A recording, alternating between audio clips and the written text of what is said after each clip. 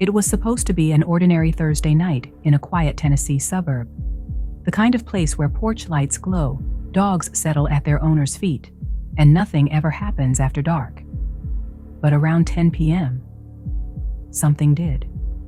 A knock at the door, then another, then a scream that cracked the calm in half. Inside apartment 205, a man dropped to the floor.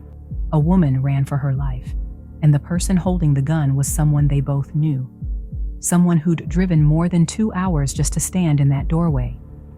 Police would say the scene looked like chaos. Witnesses would say it sounded like heartbreak. And the woman with the gun, she whispered something over and over. A sentence officers remembered long after the night ended. "You broke my heart." But here's the thing about heartbreak. It never starts the night a gun goes off. And the man at the center of this story, his name was Brodis, wasn't the polished picture the world thought he was.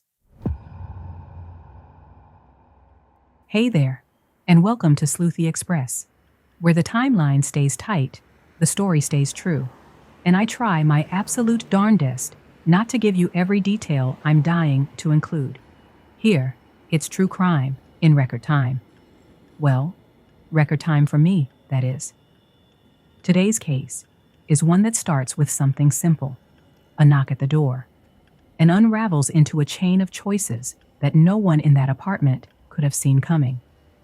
It's a story that raises uncomfortable questions about truth, image, power, and the way people can live two lives at once, the one they show the world, and the one they hope no one ever discovers. Before we begin, a quick note. This episode includes references to domestic violence and gun violence. Please take care while watching. All right, let's go back to where it all began.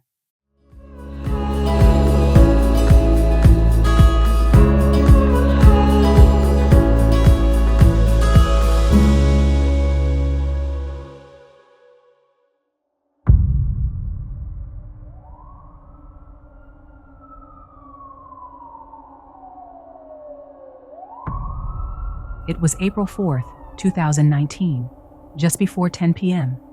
Inside apartment 205, Tabitha Perry was winding down for the night. Her dog, Anakin, curled up beside her as the TV played something soft enough to fill the silence. Then, a knock at the door. Quiet, almost hesitant. The kind of knock that makes you pause because it doesn't sound like someone you're expecting. Tabitha glanced through the peephole, but she couldn't see anything. It was covered. She called out, "I'm not opening the door if I can't see you." A moment passed, then another knock, a little louder this time.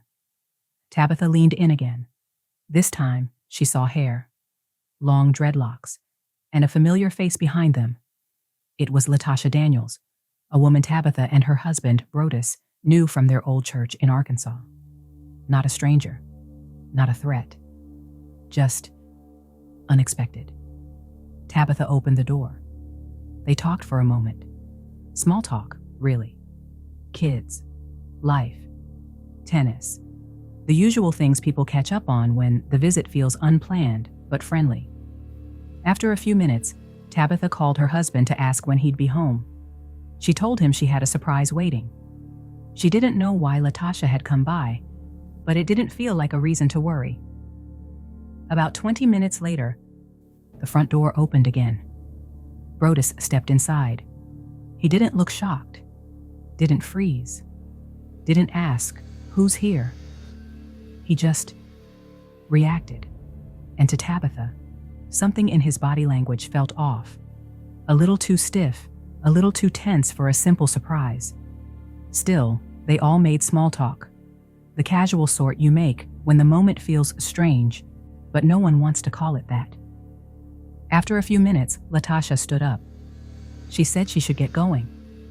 Tabitha walked out first, telling her to be safe on the drive back.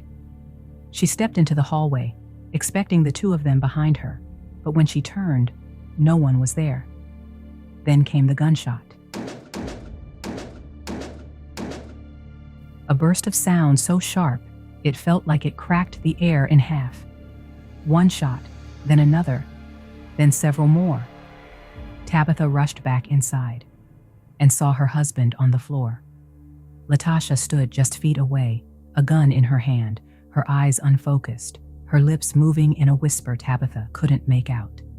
Tabitha screamed for her to stop, sprinted to her neighbor's door, banged on it with everything she had. "Call 911. Then she ran back inside, straight toward her husband. She dropped down beside him, trying to shield his head with her body. LaToshia raised the gun again. Tabitha begged, "I won't tell anyone it was you. Please, just leave." But the gun fired again. A bullet tore through Tabitha's shoulder. She collapsed beside her husband, bleeding, crying, begging for help. Through the open doorway, neighbors heard the screams. And when officers arrived moments later, the scene was frozen in one terrible moment. A man on the floor, a woman wounded beside him, and LaToshia Daniels standing in the kitchen, still holding the gun, still whispering to herself, as if the whole world had gone quiet around her. Officers shouted for her to drop the weapon. No response. She lifted it to her head, then to her mouth, then to her chest. A less lethal round fired. It struck her, sending the gun sliding across the floor. Officers rushed in, secured the scene, and finally, the shooting stopped. It all happened in minutes. A knock, a whisper, a burst of gunfire, and the night would never be the same. When first responders cleared the scene, all three of them were rushed out of that apartment, each in a very different condition. Tabitha Perry was conscious, bleeding, scared, in pain, but alive. Her husband, Brodis, wasn't as lucky. Multiple gunshot wounds, a collapsing pulse, paramedics working frantically just to buy him minutes that kept slipping through their fingers. LaToshia Daniels was taken into custody, injured from the less lethal round, but alert, still breathing, still whispering to herself as officers led her out into the flashing blue and red. By midnight, the news no wife ever wants to hear had arrived. Brodis Perry didn't make it. Tabitha's shoulder wound was serious but treatable. She was stabilized, released, and quickly found herself surrounded by detectives who needed answers she didn't have, because from the outside, this crime made no sense. There was no break-in, no robbery, no random intruder. This was someone they knew, someone they'd seen at church, someone they'd trusted enough to let into their home. Detectives asked the one question hanging over all of it. Why would she drive more than 2 hours to your apartment and shoot both of you? Tabitha didn't know. She didn't understand it. Nothing about LaToshia's visit had made sense, even in the moment. There had been no argument, no shouting match, no build-up, just a knock at the door, and then a nightmare. And with Brodis gone, the only person who knew the full story was the woman sitting in a holding cell, speaking in whispers no one else could yet understand. In the days immediately after the shooting, detectives had to start at the most obvious place, the connection. Who was LaToshia Daniels, and why had she shown up at the Perry's apartment that night? What they learned early on wasn't complicated and wasn't hidden. It was information that had already lived in church directories, community newsletters, and soon, every headline in Memphis. LaToshia wasn't a stranger. She wasn't a random visitor. And she wasn't some mysterious outsider with no ties to their lives. She was someone they knew from a place all three of them once called home, St. Mark Baptist Church in Little Rock, Arkansas. A massive congregation, the kind where ministries overlap and friendships form without much effort. Back then, Brodis worked on staff at the church. Tabitha was active in the community. And LaToshia? She was a respected member involved in different ministries, trusted, capable, dependable. But then came the detail that made the story break far beyond Tennessee.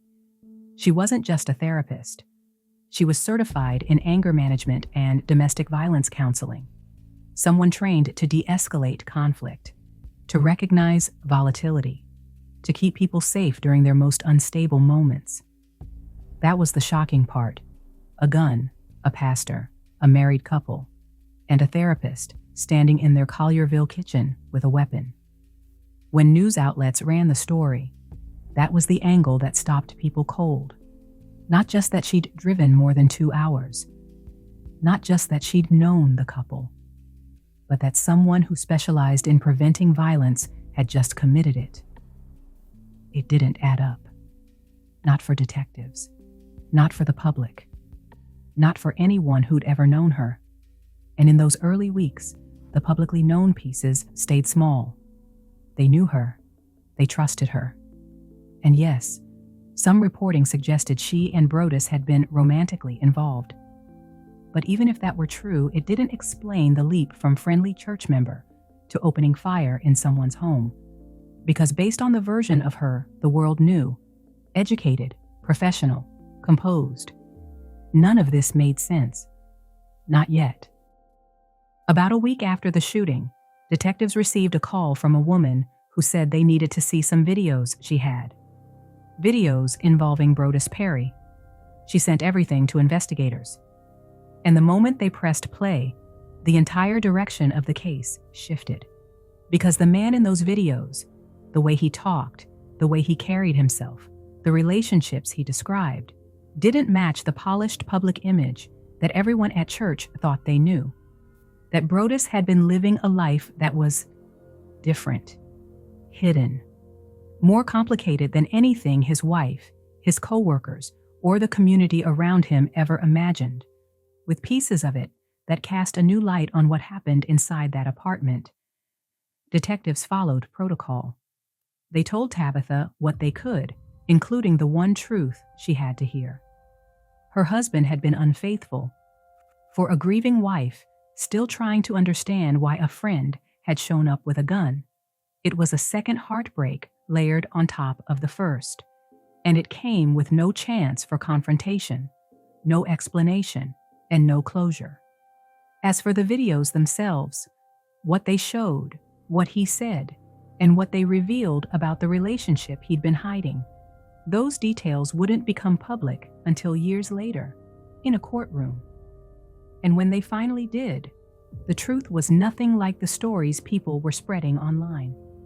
But even with that new information, the public filled in the rest on their own, and almost immediately, the internet grabbed onto one theory, one that spread through early YouTube videos, comment sections, and Facebook groups faster than the facts ever could. The rumor that LaToshia was pregnant, and that Brodis had pressured her to end it. To a lot of people, that became the explanation for why she drove across state lines and walked through that door. The problem is, it wasn't true. Not then. Not ever. There was no pregnancy. No ultimatum. No evidence to support the theory at all. But the fact that people believed it so quickly says a lot about how shocking this case was, and how desperate everyone was to make sense of something that didn't make sense at all. Because the real reason she came to that apartment, the real reason this night spiraled the way it did, had nothing to do with a pregnancy, and everything to do with the parts of this story that no one knew about yet. With rumors swirling and the public grasping for answers, detectives had to stay grounded in the facts they actually had in 2019. And at that point, the case, on paper, looked painfully simple. LaToshia Daniels had driven more than 2 hours from Little Rock to Collierville. She'd shown up at the Perry's apartment unannounced. She'd been welcomed inside. And minutes later, she opened fire. There was no sign of a struggle, no forced entry, no evidence she'd been attacked, nothing to suggest self-defense. She had the gun. She pulled the trigger, and both victims were shot. Detectives recovered shell casings, documented the scene, and cataloged everything inside the apartment. They spoke with neighbors who heard the screams. They interviewed officers who rushed up the stairs and saw her still holding the weapon. And within hours, they had the most straightforward version of events they would ever have in this case. She came. She shot. They were the victims. She was the suspect. She was charged with murder and attempted murder, and she pled not guilty, a stance that puzzled nearly everyone, because in the early evidence, there were no gaps, no contradictions, no missing pieces, at least, not yet. Because detectives knew that a crime like this never begins the night it happens. There's always a before, a chain of moments leading up to the doorway, the knock, the gun. And in 2019, that chain was still invisible. By the time charges were filed, detectives knew what happened in that apartment. What they didn't know, what no one knew, was why. Because the truth behind this case, the truth behind that knock on the door, the drive across state lines, the whisper of, "You broke my heart," and the videos detectives received, was so layered, so unexpected, and so far from the rumors that when it finally came out, it changed everything. And the real story? The one that explains why she walked through that door, why that night spiraled the way it did, and who the man at the center of all this truly was. That story didn't live in the early headlines. It lived in the testimony. If you want to understand what was really happening behind closed doors, what those videos revealed, and why this tragedy unfolded the way it did, you'll want to watch the full Sleuth Affairs episode. It's on your screen now. Click it, and I'll walk you through the story the headlines never told.